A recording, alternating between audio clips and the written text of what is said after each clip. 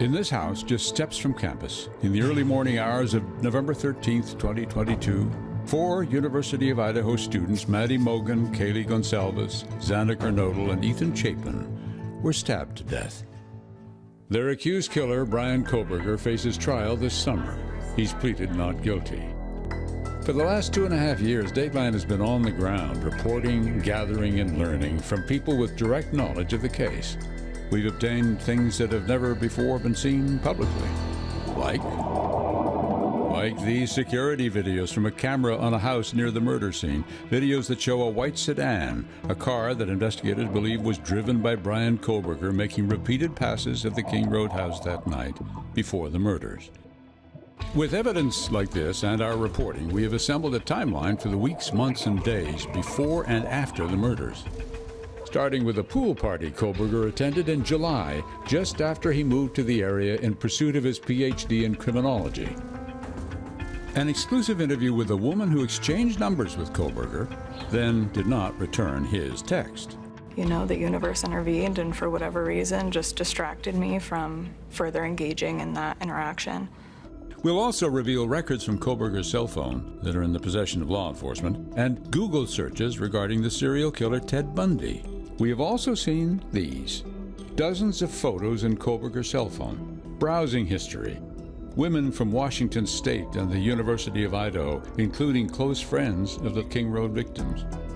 Dateline has also obtained records showing the details of what an FBI cell phone expert has claimed to be in the month before the murders, 23 occasions when Kohberger's phone connected to a cell tower, providing coverage to within 100 meters of the house at 1122 King Road. And in the hours after the murders, details of the timing of phone calls Bryan Kohberger made to a phone linked to his parents just before the controversial selfie he took. And we'll talk to the mother whose daughter was supposed to be staying in the house the night of the murders, but a change of plans may have saved her daughter's life. How soon was it that you thought, my God, she was going to be there? I didn't think about that right away. Oh.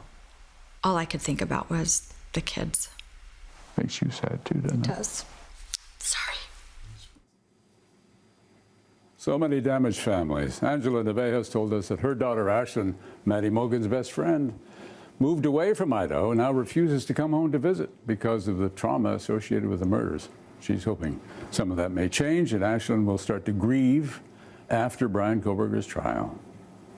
Back to you, Greg and Savannah. Such a heartbreaking story, Keith. Thank you. And we know we'll have more on Dateline. We'll look forward to that. I want to turn now to NBC senior legal correspondent Laura Jarrett, who's here. You follow this very closely, too. And now we're starting to see some of the case that the prosecution plans to present. What do you think is the significance and how compelling will it be to a jury? Yeah, there's no question. You can't watch that and not think the prosecution has a very strong case here. But there are defenses that Kohberger's team can offer. It's just a question if the jury finds them convincing. So on the white sedan, for instance, nobody sees Kohberger get in and out of that car. Nobody even sees him leave the house. All you have is a surviving roommate seeing bushy eyebrows, but not actually IDing Kohberger there. On the cell phone tower, they can put up an expert to say cell phone towers are not that accurate. We already know that they're going to say he liked to drive around at night, and so there's nothing that suggests that he was actually casing the joint, as that's basically the prosecution's theory there. Googling Ted Bundy, that does not look good, right? Objectively, that does not look good, but he's a criminology student, and it's not a crime to Google serial killers. Laura Jarrett doing her best defense attorney this morning. And you know, you find in trials, you know, any particular piece of evidence can be batted down, but sometimes it's the totality of the evidence. Of course, the biggest piece is that his DNA is found in the crime scene, and the defense is going to have to try to explain that, according to prosecutors. What about motive, Laura? The fact that even now, a couple years after the murders themselves, no motive has been presented. I think I've always found that curious. Jurors like to attach to a story, and I think they're going to want to at least hear what the state has to offer on that. And I think by the time we get to trial, prosecutors are going to have something. Was it stalking? Did he target them? They're going to want to understand what the prosecution's theory is. Why did he pick these particular students? But they don't have, do they have to? No, they do not have to offer a motive. We should be clear about that.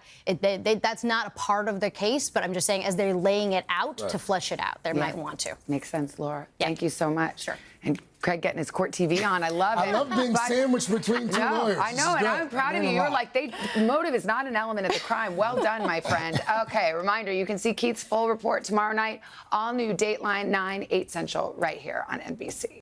Hey, thanks for watching. And don't forget, you can catch the Today Show every morning on NBC or take Today when you're on the go. Just follow the Today podcast on Apple Podcasts, Spotify, or wherever you listen.